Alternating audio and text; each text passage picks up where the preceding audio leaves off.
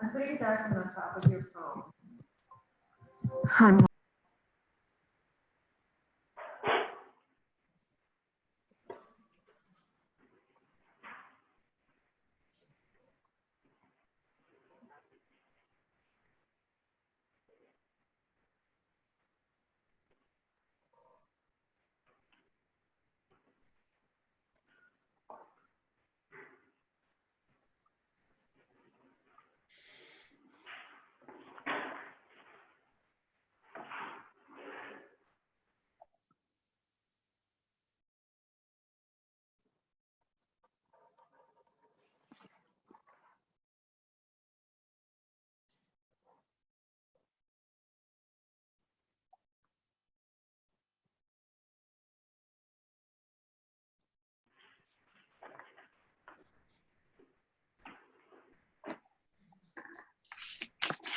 All right.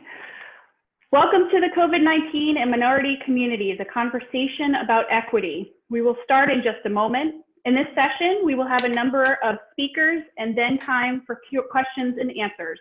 If you have a question, please put that in the comment section of the United Way's Facebook Live event. I will turn it over to Marcela Bentecor to share a message with our Spanish viewers.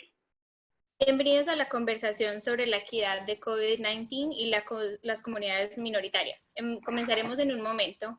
En esta sesión tendremos un número de presentadores y luego tendremos tiempo para preguntas y respuestas. Si hay alguna pregunta, por favor háganla en la sección de comentarios del evento de United Way Facebook. Wonderful. Now it is my pleasure to introduce our program's moderator, Angela Bannerman Ankoma, the Executive Vice President of Community Investments at the United Way of Rhode Island. Thank you. Thank you for having me here today. I'd like to acknowledge our congressional delegation today and our special guests. Thank you to our attendees for attending today and investing your time to be with us this afternoon. And thank you to our congressional delegations for hosting this really important topic with us. As we know, equity and its impact on communities of color is really important to us. And we're going to open this conversation with some brief remarks from some leaders in our community. And then we'll also have a couple of questions for some leaders in our community as well, too. First, we're going to open it with some greetings from our governor, Governor Gina Raimondo. Governor, oh, there you go. Good afternoon. Good afternoon. Great. So I want to begin by thanking you all for taking some time out of your very busy schedules to joining this. I especially want to thank the United Way for helping us host this, for being so amazing, raising extra money, running 211. Courtney, you and your team are really outdoing yourselves, so I want to say thank you. And I really need to say a big thank you to Congressman Cicilline and Congressman Langevin. In fact, I think I can say this was Congressman Cicilline's idea, insofar as a week ago we had a similar town hall on violence prevention. And David called me right away and said, hey, Governor, how about we do something like this, reach out to our Black and brown communities and let them know what we're doing and how we can do more. So thank you, Congressman, for that. And I want to thank Congressman Langevin too. He was on last week's call and this one. He's been on it for Rhode Island from day one on this crisis. So thank you, Jim, for all that you're doing. Thanks, Governor. You know, here's what I would say. We know the facts are as they are. You hear it every day from Dr. Nicole Alexander Scott. This disease is hitting hardest those who can least afford it, those who are in many cases already the most vulnerable. People of low income, undocumented immigrants, people living in closed living quarters. It is hitting harder our African American and Latino communities. And that's an undeniable fact. So the question is, what are we going to do about it? And today is not so much about me telling you what we're already doing. It's about us hearing from the community, what more can we do? Today, I want you to know we're committed to making sure that everybody in Rhode Island has the support they need and the healthcare they need to get through the crisis. and we're joined by Secretary Jones. I know she has a deep-seated commitment to equity. So, and I share that commitment, and Dr. Nicole Alexander Scott shares that commitment. Some of it we are doing. You know, we are providing housing for free to anyone who needs it, regardless of immigration status. We've seriously ramped up our ability to deliver food. I don't know if Courtney Hawkins is on the call, but you know, she and her team are doing a terrific job to accelerate food stamp payments and cash assistance payments and rent assistance. We are working overtime to get testing in every community. We've rolled out on-the-ground testing in Central Falls, the South Side of Providence, West Side of Providence, Oneyville, Woonsocket, Newport, East Providence, and we want to keep going. So, listen, I feel very fortunate to live in a community where you can have your congressional delegation on the phone, Latino leaders, and you know, here. Well, I see Pablo Rodriguez. Dr. Rodriguez has been on a Latino advisory board that I created, just making sure we cannot have any blind spots. And my commitment to the people of Rhode Island is no blind spots. Equity means equity, and we have to throw our full force behind making sure everyone gets treated fairly and gets access to the healthcare and support they deserve and need. Thank you, Governor. Next, we're going to have some brief remarks from local members of the community. First, we're going to have some opening remarks from Councilwoman Rebecca LaFortune from the City of Providence. Councilwoman. Thank you, Angie. And thank you everyone for being here. Congressman Cicilline, Congressman Langevin, the Governor, Senator Whitehouse, all the panelists, Dr. Rodriguez, and all the work that you have been doing, and Denise Barge and United Way and Marcella, just everyone. If I missed you, I'm so sorry. But thank you to everyone, because I think with something like this, it takes all hands on deck, and we see just so many people from the community coming together to serve on advisory groups, to run initiatives. So I'm really grateful for that. One of the things, many things have happened throughout these few months, but what this pandemic has done is it has illuminated and further exacerbate the inequities that continue to exist in our communities of color. It has also shown us the lack of investment in public health, the vulnerability of our small-owned and minority-owned businesses, and the role that our immigrant population and our underserved play in our communities. And so we need resources that support these minoritized communities, particularly for those who are business owners, because what's going to happen is that this pandemic is going to have long-term impact.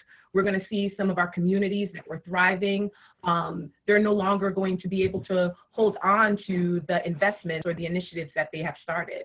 So it's up to us, and also this is an opportunity for us to bring some of our concerns to our leaders, to share some ideas.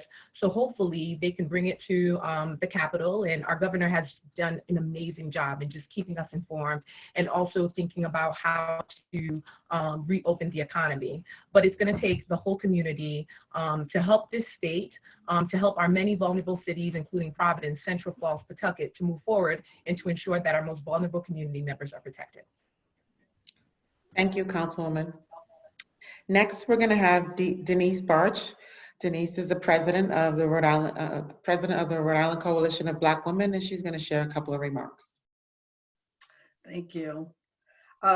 My name's Denise Barge. I'm the president of the Rhode Island Coalition of Black Women.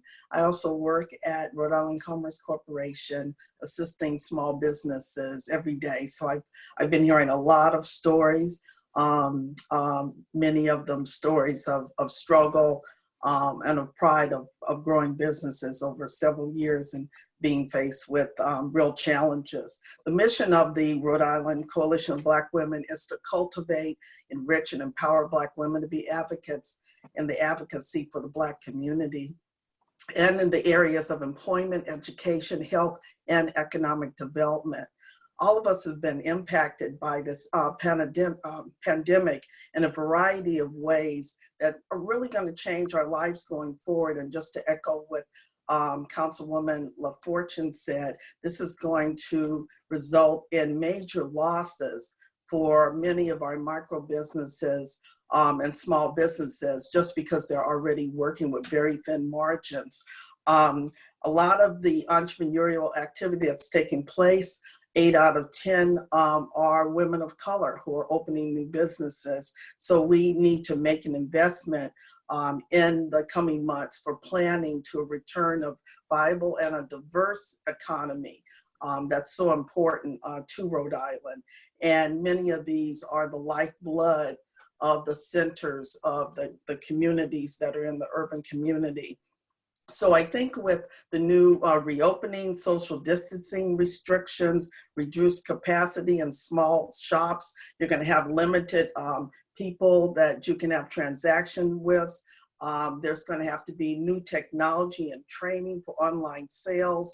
There are just a myriad of different types of challenges that small businesses are going to have going forward. But I think as a community and with the help of the government, as well as just thinking out of the box for a lot of our entrepreneurs, we will be able to overcome this. And the Rhode Island Coalition of Black Women will be there to actually participate in this evolution. Thank you. Thank you, Denise. Next, we have Marcella Betancourt, who is the Executive Director of the Latino Policy Institute and also board member at United Way of Rhode Island. Thank you, Angie. And I wanted to echo a little bit what was said by Councilwoman LaFortune and Denise. You know, I think that the way that this is going to impact, it has already impacted our communities, is greater than I think we expected. But I think as an organization, what we worry about is what actually is going to happen next. And more than anything, I think. More than anything, I think maybe because of the role that our organization has played in the past, in the work that we do around policy impacts and trends, we want to really analyze and ensure that what happens next when it comes to housing, education, health, and economic opportunity for communities of color, especially the Latino, Black, and Asian and low-income communities, is elevated.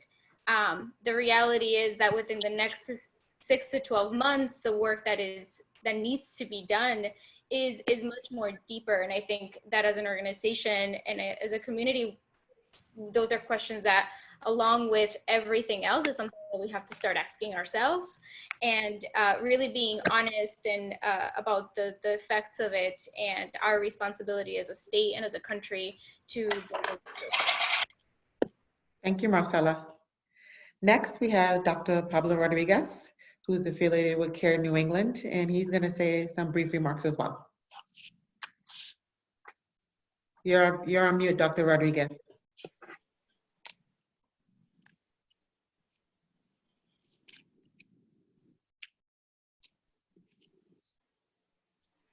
All right, sometimes Perfect. people think that I'm better muted, but that's okay. You know, it's really a pleasure to be here and to be able to participate with all of you in this important forum.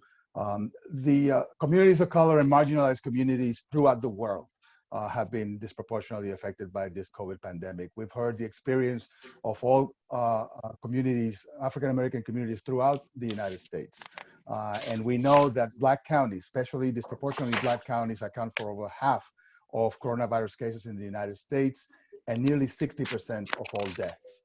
Here in Rhode Island, the story is no different, with Latinx communities in Providence and Central Falls with rates that are comparable and surpass the rate of infection in New York City, which is considered the epicenter of the pandemic. In Rhode Island, Latinos represent 40 to 45% of all positive cases, with an incidence rate of about 1,129 per 100,000. That number, when you look at it on its own, you say, no big deal. That's 5 times the incidence rate in the white community.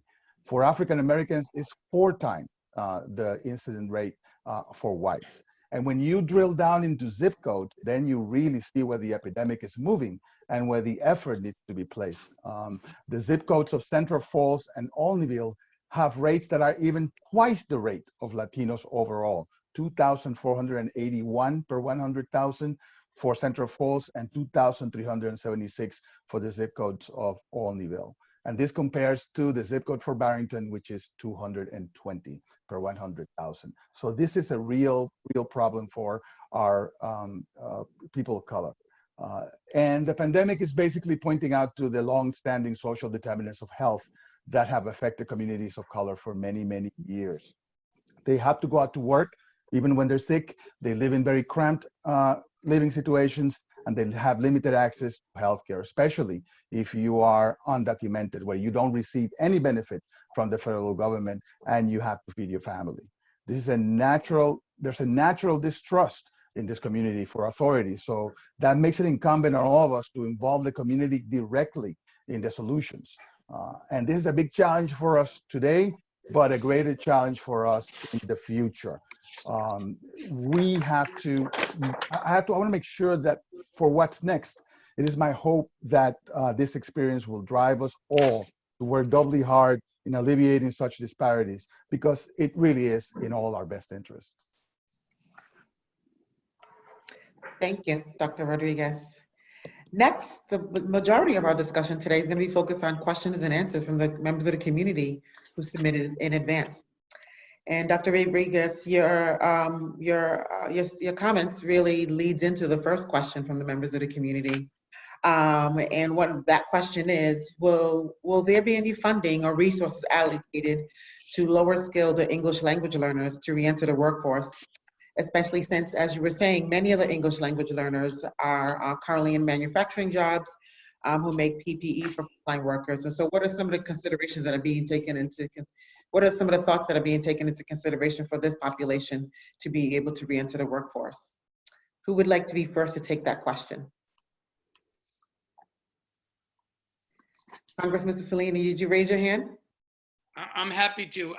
Thank you for the question. I think we all recognize that this pandemic has really laid bare before the American people what a lot of us knew, but I think people are seeing really deeply, and that is the grotesque income inequality in this country, the grotesque health disparities, housing inequalities, and the list goes on and on. And so I think, we have a responsibility, and I want to thank the governor for her extraordinary leadership during this very difficult period, and thank my colleagues in the delegation. It's been an honor to work with them on behalf of Rhode Island. We have a responsibility to work urgently to respond to the pandemic and to keep people alive and healthy and make sure we support our frontline healthcare workers and our first responders and help support our state and local governments and all the things that we know we need to do to get through the pandemic. But we also have to use this as an opportunity, kind of a call to action for a kind of major effort in this country to address the structural inequalities that exist so that we are never in this position again. I think what we've seen is millions and millions and millions, maybe even most American families, are living on the edge, not able to get from one week to another without a paycheck. Many, maybe most small businesses unable to survive with being closed for a month or two. It just shows you how fragile this economy is for so many folks. And so while I think we have to respond to the urgent short-term concerns quickly, we're gonna have to do a lot of thinking about ways to invest, to really restructure some of the way our economy works so people have a fighting chance to succeed and get ahead. And I think making certain that we're investing in job training and economic development initiatives that will get people back into the workforce is going to be a key part of that. People are going to need to be retrained for different jobs that may be available, and people are going to need support during that transition. And I think the bill that you will see the House hopefully pass next week will provide a substantial amount of support for state and local governments, for job training, for housing, for rent assistance, and a whole variety of things that will address some of the economic challenges that families are facing because of this pandemic. Thank you, Congressman. Anyone else would like to add? Senator Reid? Sure. I want to second what David said so eloquently. This epidemic has exposed the fault lines in America, and there are long racial lines. That's not a surprise to anyone at this teleconference, but we simply can't get through and contain the disease and then move on. We have to take all the lessons, and they include first dealing with the problems. And that's a health problem first, but it's also a housing problem. we're going to see significant evictions and foreclosures if we don't step up and help these families and individuals. It's a work problem, as David pointed out. The acceleration of technology has begun. People working remotely, people working through their computers, that's not something that's going to pass away. Business is going to incorporate that, and that means jobs. And education and basic substance. I was shocked yesterday when I saw the reports in the paper that 20% of American children are undernourished. I mean, generations of Americans sacrificed for this country, and I think at the front, they would like to think that at least every kid in this country gets something to eat. So this has exposed all of these. The immediate response, and I know the House is working on the COVID-4 bill, and they're going to do a great job. They always do. Is going to be, how do we avoid foreclosures and evictions immediately? How do we get money into education to the state level? How do we get testing for everyone? Because we won't have employment unless we have good testing, and particularly in those areas and neighborhoods that are more prone to disease than other areas in the neighborhood. That just makes common sense. That's going to be part of the next bill, which the House is going to take the lead, thank goodness. And then the second part is to extend that into more permanent programs to give people real opportunity. So again, I think this is both a great catastrophe, but a great wake up for America. If I could add to what David and Jack have outlined, and I thank them for their comments and thank the organizers of this event. We are in the process, as Jack and David said, of negotiating the next COVID aid package. I just got off the phone with Speaker Pelosi and a conference call. We've been speaking at least twice, or if not more, times a week, and certainly the needs of our minority community, immigrant community, as front of mind, top of mind. And I wanted to also mention, in addition to things that Jack and David have outlined, I also am proud to have led a letter to House leadership with 28 other members urging them to include $1 billion in there for Title III of the Elementary and Secondary Education Act to support English learners in the next package. Also sent a letter to leadership requesting funding for TRIO programs, which support, as you know, low-income first-generation students, veterans, and unemployed adults in accessing higher education. Finally, I just wanted to also mention sending the letter that we sent to Secretary DeVos urging her to provide student aid relief to DACA students. So these are among the things that we're trying to work on together. I know the whole delegation shares these values and these commitments to try to help where we can. It's obviously a very trying and stressful time, and it's even harder for those who are disadvantaged. They become even harder hit in a crisis situation like we're faced with right now, and we're mindful of that and working hard every day to try to level the playing field and make sure that no one is left behind. And we will get through this together. Thank you, Congressman. Thanks. In the comments that you mentioned in talking about the next phase of the stimulus, I heard about workforce development for adults, and I heard about housing and education. One of the areas that is also of critical need that I haven't heard much about is after school and summer learning. Can you speak to a little bit more about that? Because as you know, parents and people who are going to the workforce do need a place for their children to be for the summer and after school. Is that going to be considered as well? Yeah, if I could mention that, I'm glad you outlined that in the after school learning programs and support.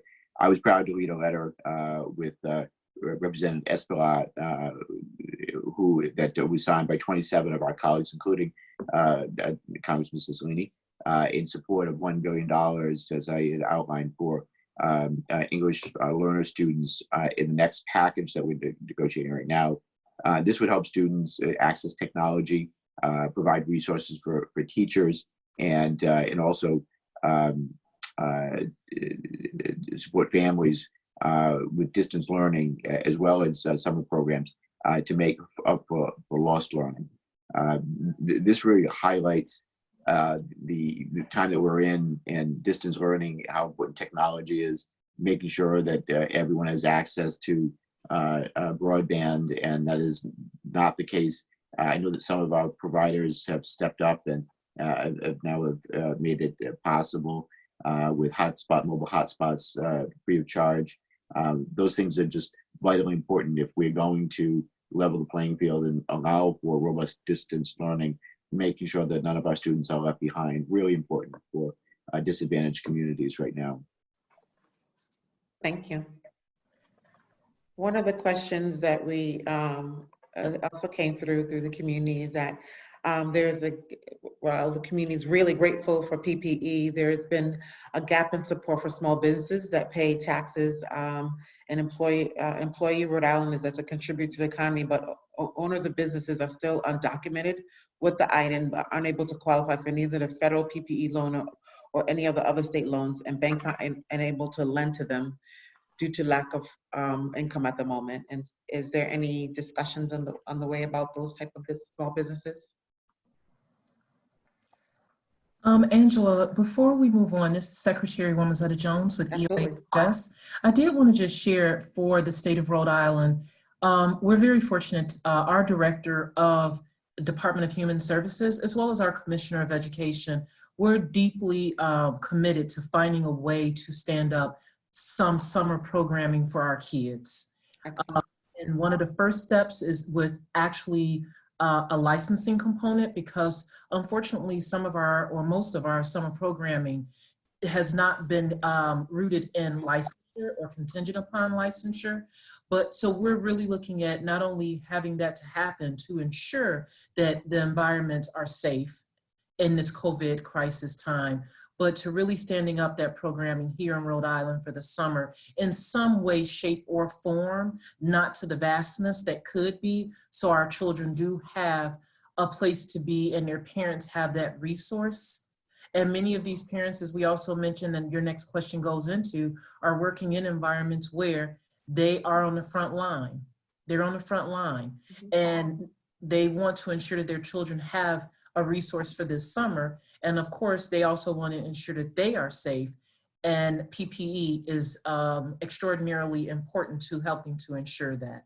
So I just wanted to share that with everyone. Thank you, Secretary Jones. Did you say both school-age children and early childcare? Definitely school-age children, and we're looking at early childhood.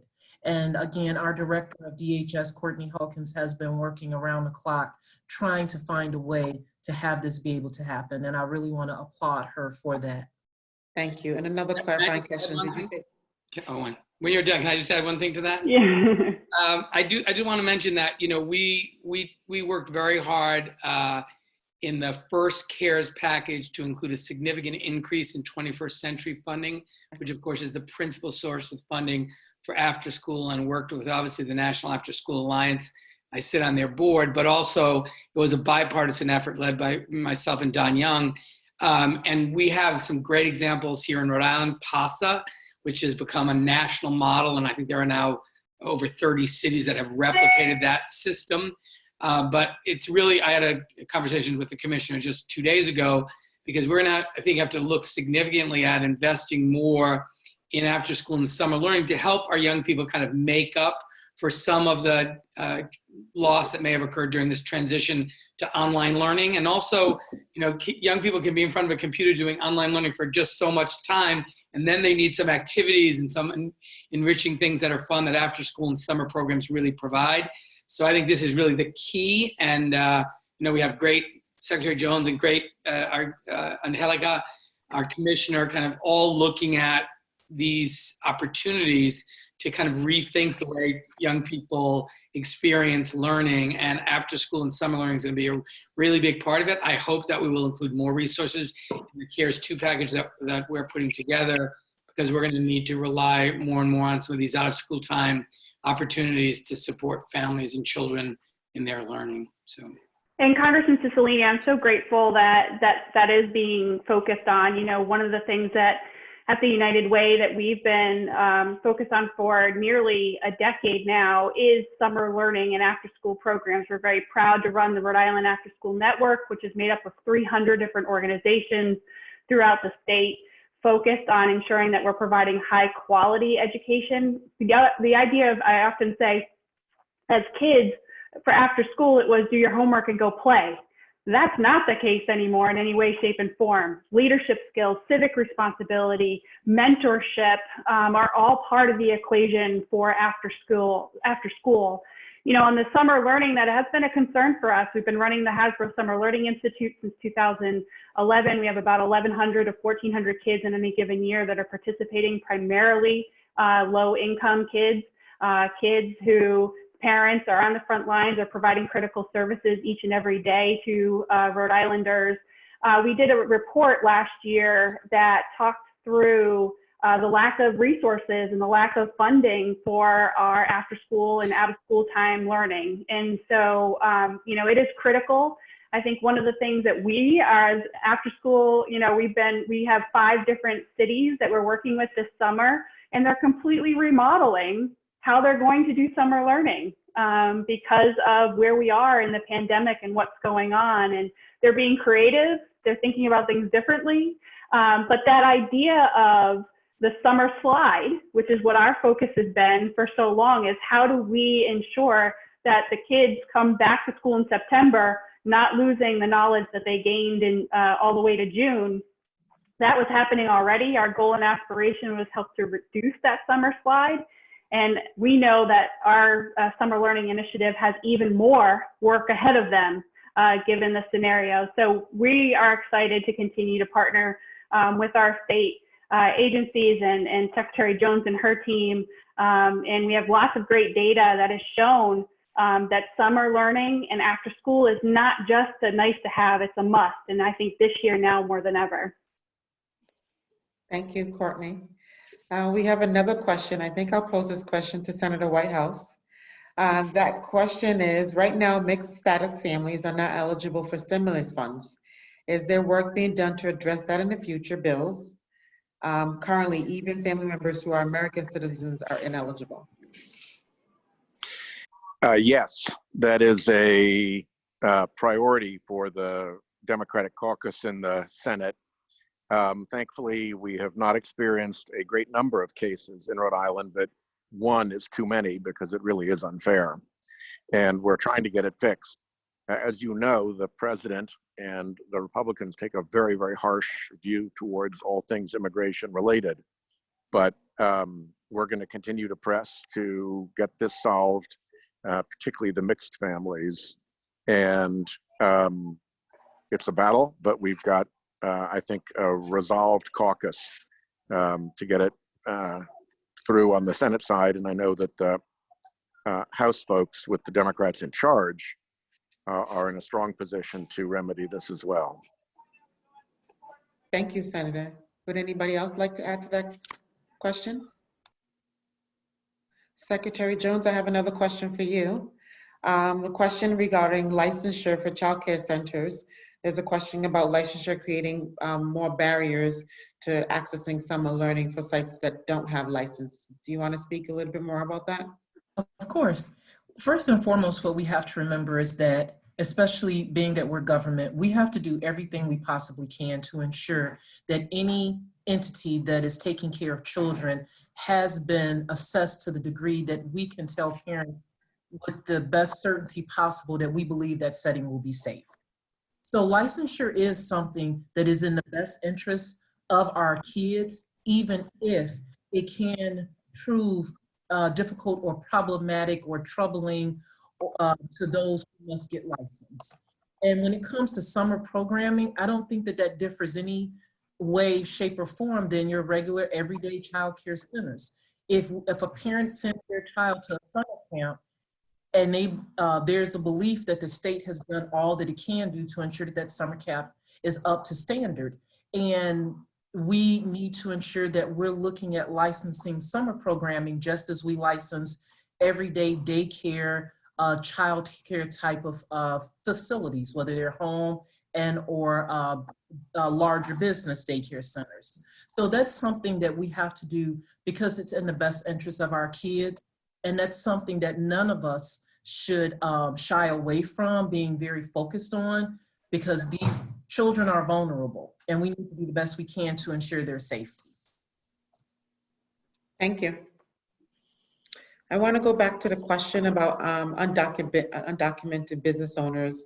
I'm getting a sense that there is quite a number of that, particularly in our urban cores, and making sure that they get some of the resources that they need in Rhode Island. And wondering what type of supports, particularly federally, we can provide. We can get some supports for them in Rhode Island.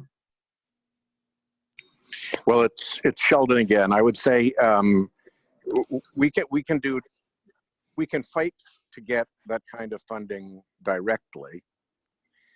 If it becomes a battle with the president and with Mitch McConnell that we can't move them on, the other way to do this is to add funding to the states and give governors the flexibility to use that funding in whatever way is best suited to solving the COVID crisis. And the governor has kept us apprised of the ways that she is spending the $1.25 billion that we already obtained. And I think her planning is quite good. And we are continuing to try to augment that so that she has more money and therefore more flexibility in a very, very high immigrant state like Rhode Island. I think that even if we can't win this battle at the national level, we can get the resources to the state level and at least win it for our constituents. Thank you, Senator. I could just follow up. I think Sheldon's exactly on target in terms of the efforts that first at the federal level to resolve this problem, but second at the state level with resources they already have and resources additionally we hope they get, they might be able to provide programs that do not conflict with the federal statutes or any other statutes. In fact, they can help these people, and that's critical. One thing we did do in the last legislation is we targeted the money to smaller institutions that have more contact with these types of businesses and these individuals. CDIF organizations, community development, infrastructure funding organizations, minority-owned institutions, smaller institutions. And so I think there's going to be more flexibility with a smaller institution looking at an individual and trying to find a legal and creative way to provide assistance. So 3 fronts. One, fix the problem explicitly, get more money down to the local banks, the small credit unions, the small lenders, and then the state funds that they have, they could use them, I think, in an appropriate way to help. And if I could just add one thing, in addition to that, we've worked very hard as a delegation to be sure that we're also increasing federal programs that assist cities and localities like community development block grant programs, home funds, 21st century. So in kind of response to direct opposition from our Republican colleagues for aid to smaller cities, we've tried to also increase funding in a variety of different programs that we know provide support to cities. I think the package that you'll see come out of the House, hopefully next week, will include direct support to municipalities and states. Again, this is sort of our vision of what we think we should do. We have, as Sheldon mentioned, a big battle with the Senate Republicans, but local and state aid is a #1 priority for the House Democratic Caucus. And it's important to remember, it's not, money going to some bureaucracy, but it's going to the first responders, police officers, firefighters, emergency management folks, healthcare workers in some counties, people who are on the front lines of this pandemic. We've seen revenues decline dramatically for state and local governments. If the federal government doesn't step in to help, we're going to face the real prospect of people who are literally leading the fight against this horrible, deadly virus being laid off from work and putting us in a really bad position. So this is going to be a battle, but our whole delegation is working hard to do all we can to get resources to local government and more to the state government. Thank you for taking the challenge. for us. One of the things I want to ask, earlier today, we talked to organization United Way of Rhode Island, talked a little about housing. And we touched upon it earlier today, but I would be remiss if we didn't have a question specific on housing. And what COVID-19 has shown a bright light on is the need for housing as a basic human right, and recognizing that it is essential in order to quarantine and isolate, you need to have a place to live. And so I want to start locally, because I know the city of Providence is doing some things regarding housing, and we talked a little bit about once the courts open back up, we might be facing a lot of evictions. I know Councilwoman LaFortune can talk a little bit about what the city of Providence is doing, and I want to know if Cortney Nicolato can talk a little bit about what United Way is talking a little bit about regarding housing advocacy on a statewide level. And then perhaps a member of our congressional delegation can talk a little bit about our housing infrastructure, because we know that it's essential that we ensure that housing is protected nationally in order for us to move forward to address these inequities that we're seeing. So prior to the pandemic, I mean, Rhode Island has faced housing issues for quite some time. The investment in housing, we invest less than $10 per person in housing here in our state. And so there is a dire need. And now this pandemic has made the situation even far worse. With the executive order that's in place, evictions are not taking place, but there are people who have been evicted. In fact, about a month ago, I was working with a family, a single mother. Her case had already started, and although it wasn't finalized, the landlord did try to evict her, and we had to get the Center of Justice involved that supported her. But this was a single parent of 5, and she had nowhere to go. And so there were some local organizations, including the Jewish Collaborative Services, paid for her hotel, some community members who raised money to pay for her hotel, but she still doesn't have permanent housing. And one of the issues that we have here in our state is the right to permanent housing, or the right to housing, which I actually put in a resolution to ask the state to make that a fundamental right for our residents.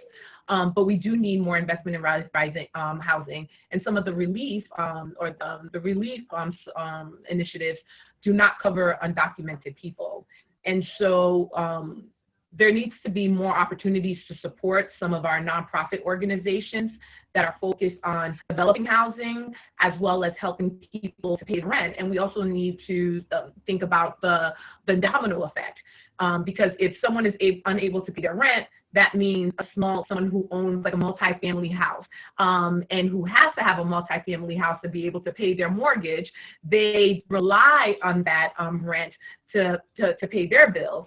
And so now they're not getting their funding. So one, we need to make sure that people have jobs to be able to pay their rent, and training so that they're able to get these jobs. But we also need to do more in investing in housing, in affordable housing opportunities. And that's going to require some zoning changes, but we also, more importantly, need some of that relief, the relief packages to cover on our undocumented residents, and also going in our public housing organizations that support public and affordable housing. Thank you, Councilwoman. Yeah, and just to add, if I could add. Go ahead. Oh, but I'll wait. Go ahead. I was just going to note, at 211 and at the United Way, we take about 170,000 calls a year. That's pre-pandemic, mind you. We take much more now, about 3 to 4 times more in a given day. And housing is at the very top of the list of the phone calls that we receive. Same thing holds true here. When the governor announced the Emergency Housing Assistance Fund on Saturday, we received 320 calls in 2 hours. The need is great, and the need has expanded greatly as people have lost their jobs, as money has been continuing to get tighter and tighter. And we also know that we have an inventory issue here in the state of Rhode Island. Providence, I believe, is under 2% inventory, or was pre-pandemic. On average, a safe and affordable housing inventory should be about a 7% vacancy rate. We also know that we have the smallest amount of investment statewide in housing than any other New England state. And so earlier today, we had a digital press conference where we were talking about the fact that COVID-19 has done nothing but elevate the need for us to really look at safe and affordable housing. We also know pre-pandemic that the governor had proposed for the first time ever, a sustainable revenue stream for housing. We are again the only New England state that does not have a sustainable revenue stream for housing. We have to build the inventory up. We have to make more available. We have to ensure that the inventory that we have are safe. What we see is about 25,000 units below what we need on any given day for safe and affordable homes. We're building, if you look at our inventory, and Rhode Island Housing did a great study, we are building high-end homes. We are not building the homes that are actually needed in the community. And so housing is a critical issue that's been nothing but exacerbated. I think we need to look at the long term, not the short term view. Yes, revenue is tight. Yes, there's a ton going on. But unless we look at the investments and make those investments now, we are kicking the can in a direction that is going to do nothing but get worse. This is a crisis that we've been in for generations and a crisis that needs to be fixed now.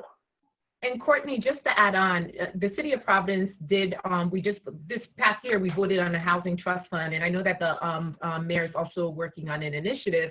But again, when we look at the median household income for the City of Providence, it's less than $40,000 per year. So with the whole, the low housing stock, the need is much higher than what we have available. So it all comes down to economics. So we need to develop more housing.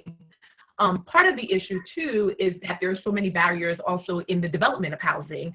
And for many investors, they're not building affordable housing because they won't get a return on their investment. But yet we're providing many of these developers with all types of incentives to build. So what we need to do is to incentivize building more affordable housing, and also any development that's being created in our state or in our local cities, there is allocation that's going directly into those housing trust funds. And so we need more employment. We need to ensure that people are getting fair, they're getting paid enough. $15 increase the minimum wage now, so that they're able to pay for the housing. And we need to also encourage, invest in, or provide incentives so that when these developers are developing these luxury housing units, they're also within those units, they're allocating a certain percentage to affordable housing. And that also creates mixed communities, mixed income communities, mixed income housing. Our state and our city in particular is very segregated. And we need to change that, and we need to change the way that we're developing our communities to ensure that there's equity across the board. Thank you, Councilwoman. Congressman Langevin, I know you wanted to say something. Thank you. Yeah, all important points made on housing. We know the challenge in our state that someone has to earn just or to earn 2 or 3 times the minimum wage just to basically afford a basic 2-bedroom apartment. So we know the challenges that we need to do more and focus more on affordable housing. And then comes a crisis like coronavirus that we're dealing with, and trying to figure out where people are going to be able to live, or if they're going to be able to stay in their home, should not be the thing that they are concerned with, but they have to be right now. We need to ease that burden wherever possible. I applaud Governor Raimondo for the action that she took, first of all, to put a moratorium on evictions right now. People need to be able to know that they're in a safe place right now, and I applaud that action. The upcoming COVID 2.0 aid package that we're negotiating right now, we are pushing hard for housing and support to be a priority in there. I applaud Congresswoman Maxine Waters, who's really championed, including investments in homeowners and renters assistance, making that a top priority for the package. I was really pleased by the national moratorium on evictions and foreclosures from housing financed by federal agencies, and I support robust appropriations for housing assistance programs. I'm also leading an effort right now to ensure older foster youth don't become homeless by providing support to this particularly vulnerable population during the crisis. The Chafee Act provides significant support to foster youth, and we're trying to dramatically increase that in that program. But I also really strongly support investments in housing assistance programs, again, including renters assistance and homeowners assistance in the next aid package. You know, without any support, we're in this area. I think we failed, and we need to do more.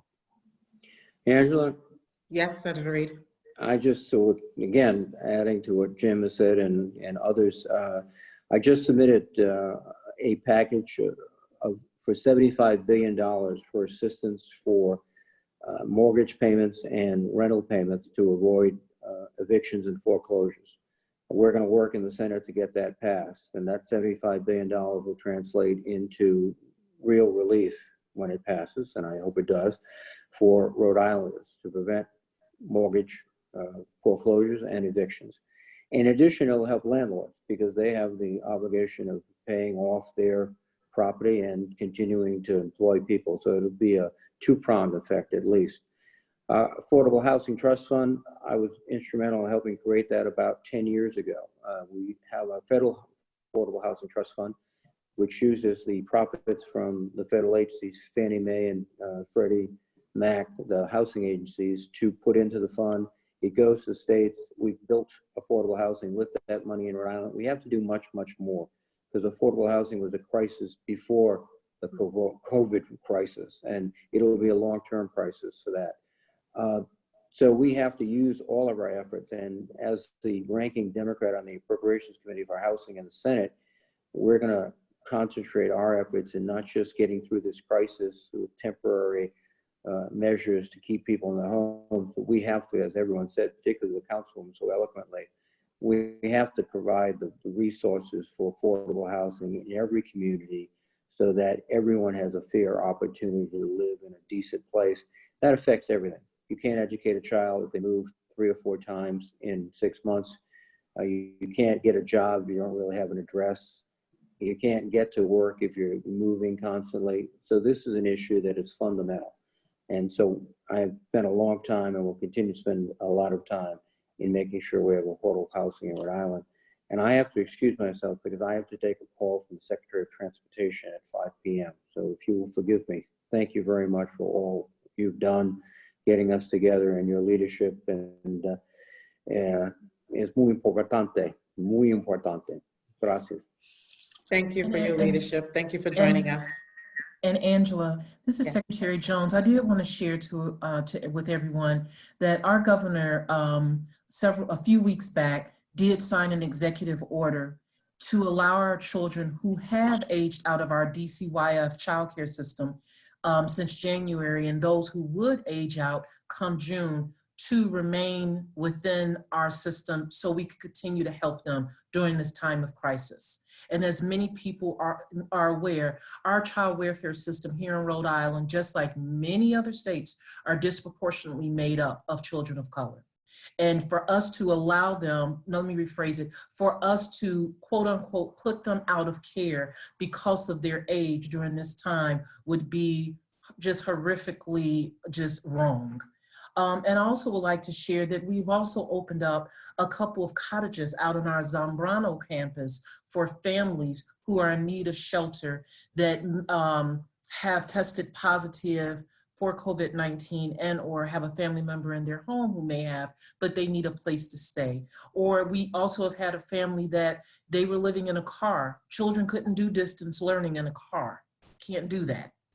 And we were able to give them a safe, secure, nice place to stay on our Zambrano campus free of charge so the children could continue their distance learning. And again, the parents they weren't positive for COVID-19, but they were in need.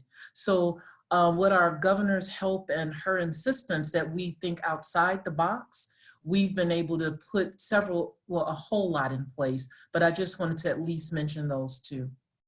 Thank you, Secretary Jones. I think we have time for one more question. The question is specific to the TANF block grant. And the question is, will there be additional funding for the TANF block grant so the states can better serve the poorest families in the state?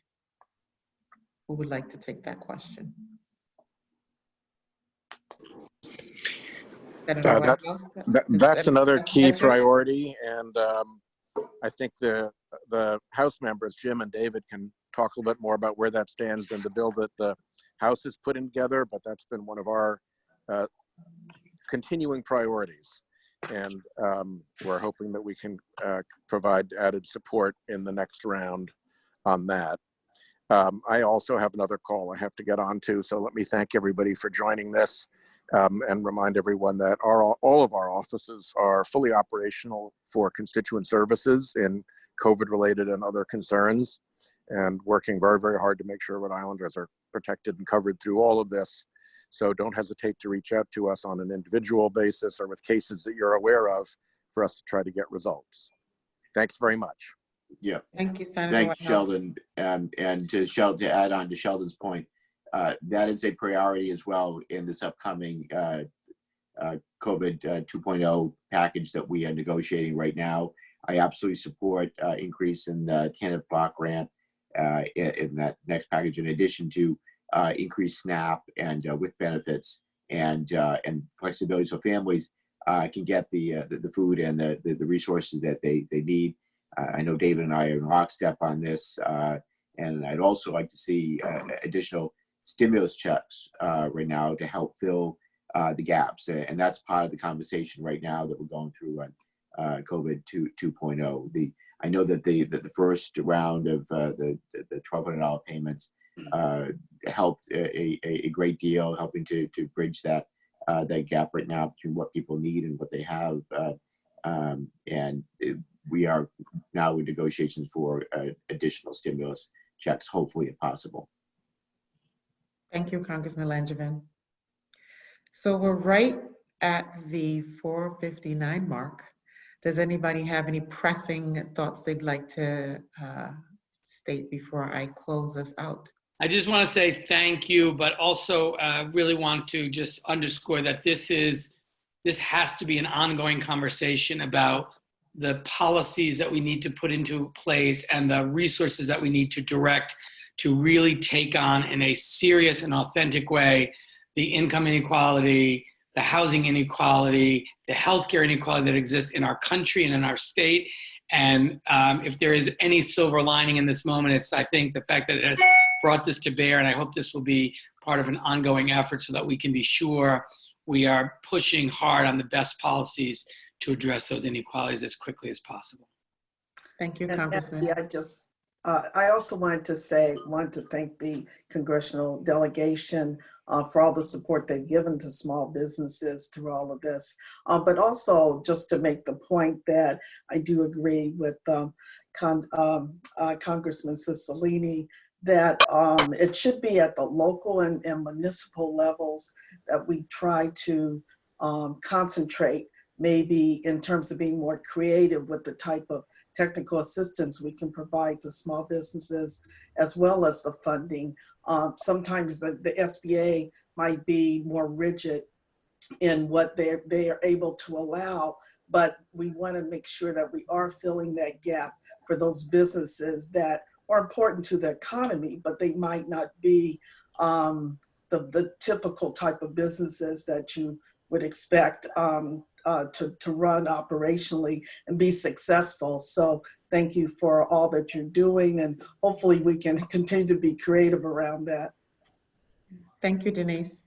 Can I just add, Denise and I had a conversation last night, and one of the things, and it's wonderful, the stimulus and packages to support our small-owned businesses, but one of the things that we've talked about, and I heard from local businesses, particularly minority-owned businesses, is that, many of them have never had to use loans. They've, worked really hard to save money to start their business.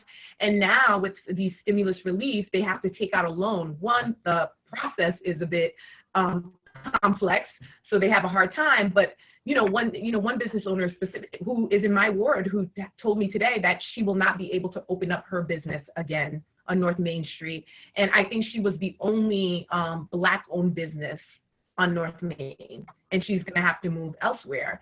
And basically she said, why am I going to take out a loan to pay rent for a place that I'll never own? It just doesn't make sense. So I think one of the things to think about is also how can we get block grants to have some sort of tiered system that would support our small minority-owned businesses so that they're not having to take out a loan. And some of them don't even have the collateral if that's what's also needed. So a way to figure out how we can better support our small-owned businesses or minority-owned businesses without them having to take out a loan, because it's a process that a lot of people don't want to do. That's one of the things. They started their business to avoid that and to be able to build their own personal economy so that they can reach what they consider their American dream. So hopefully that's something that you guys can think about at the Capitol and get the Republicans to support some initiatives as well. Thank you, Councilwoman. And now I'll wrap up here. You know that everyone has known that COVID has left its mark on the United States, particularly among communities of color, and that it's hit most of us harder than others. And it's amplifying the gross disparities and killing a disproportionate amount of communities of color. And also impacting Main Street businesses. We talked a lot today about the Main Street businesses that it's been impacting. And what we do know from the data is that the Main Street businesses, particularly minority-owned businesses, are the ones that are going to be struggling to recover. They're the ones who have the least reserves and also going to be the ones who may not come back, as Councilwoman LaFortune just gave us a case example here.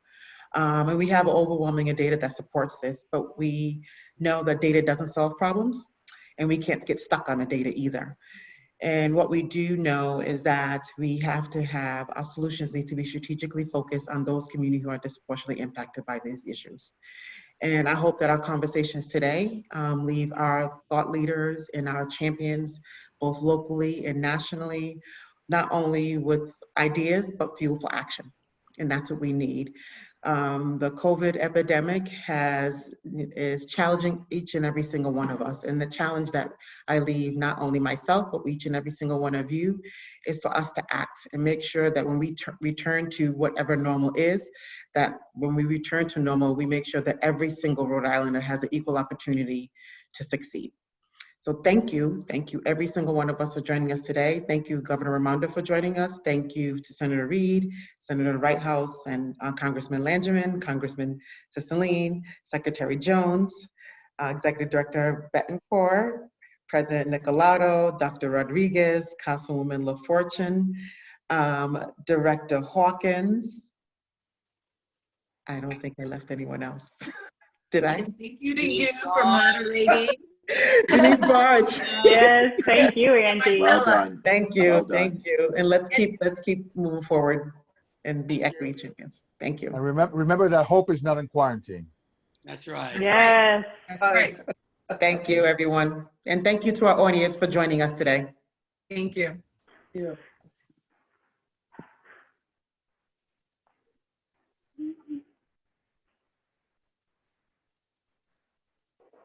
I'm watching. We're almost done.